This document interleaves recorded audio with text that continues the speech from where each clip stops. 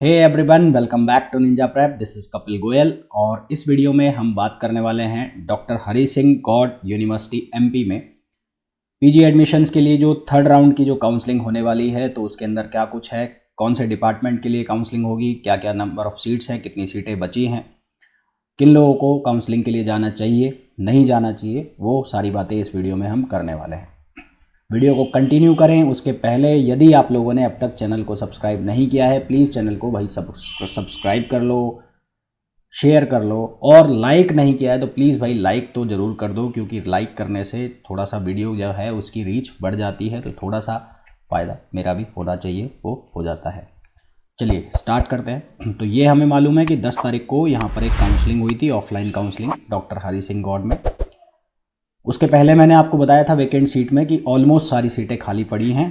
तो 10 तारीख वाली जो काउंसलिंग थी उसमें लगभग सीटें फिल हो गई थी। फिर भी कुछ एक डिपार्टमेंट्स ऐसे थे जिनमें एक कट ऑफ दी थी कि इस कट ऑफ से ऊपर वाले बच्चे आएँ। तो वो कट ऑफ हमने बात की थी कि बहुत ज़्यादा है, तो बच्चे नहीं पहुँचे तो वो सीटें खाली रह गई। तो वो खाली रह गई हैं, तो कौन कौन सी खाली रह गई हैं, कौन कौन से डिपार्टमेंट्स हैं, तो पहले तो वो देख लें। तो एक तो अप्लाइड जियोलॉजी खाली रह गया, अप्लाइड माइक्रोबायोलॉजी खाली रह गया। खाली का मतलब ऐसा नहीं कि पूरा रह गया, कुछ सीटें बची हैं।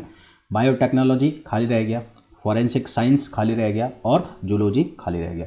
बहुत सारे बच्चे थे जिनकी ये कमेंट्स थी कि जूलॉजी में हमारा क्या होगा, बायोटेक्नोलॉजी में हमारा क्या होगा, अप्लाइड माइक्रोबायोलॉजी में हमारा क्या होगा। तो ये तुम्हारे लिए ही है, सुन लो। जूलॉजी वालों, बायोटेक्नोलॉजी वालों और अप्लाइड माइक्रोबायोलॉजी वालों, ये तुम्हारे लिए ही है, ठीक है।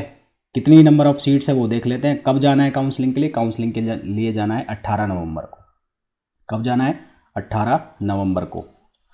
टाइम दिया हुआ है 10:30 बजे, तो 10:30 बजे पहुंच ही जाना। लेट लतीफ़ी मत करना। कहीं सोच रहे हो 11:30 चला जाऊंगा इंडियन टाइम के अकॉर्डिंग, 12 बजे चला जाऊंगा, तो वैसा नहीं करना है। शार्प टाइम पर पहुंच जाना, और मैं तो कहता हूँ पहले ही पहुंच जाना।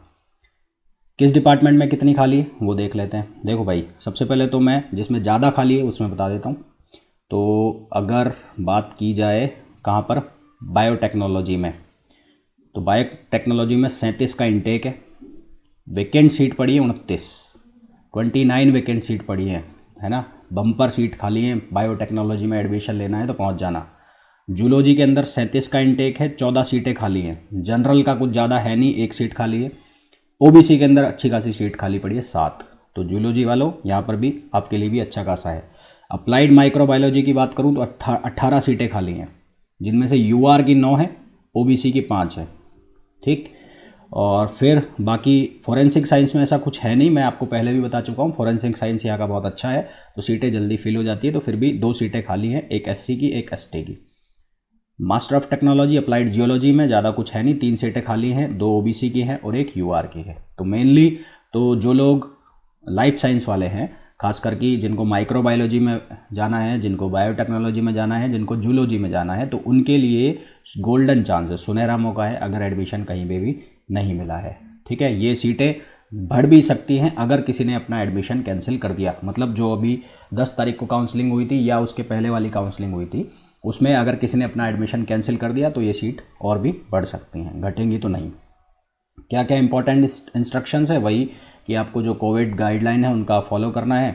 कौन कौन जा सकता है? जिन्होंने डॉक्टर हरी सिंह गौड़ का फॉर्म भरा था सीयूईटी काउंसलिंग के बाद। मैं पढ़ के बता देता हूँ आपको।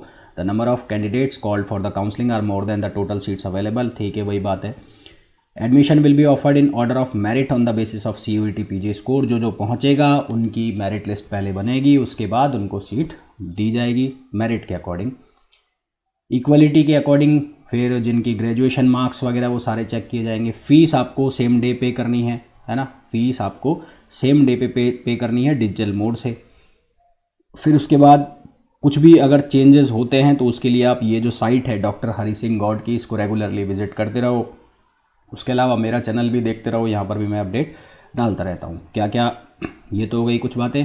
उसके बाद क्या क्या डॉक्यूमेंट्स लेके जाने हैं आपको? एक तो copies of application form and registration form, जो आपने समर्थ पोर्टल पर भरा था डॉक्टर हरी सिंह गौड़ का, उसकी कॉपी निकलवा लेना।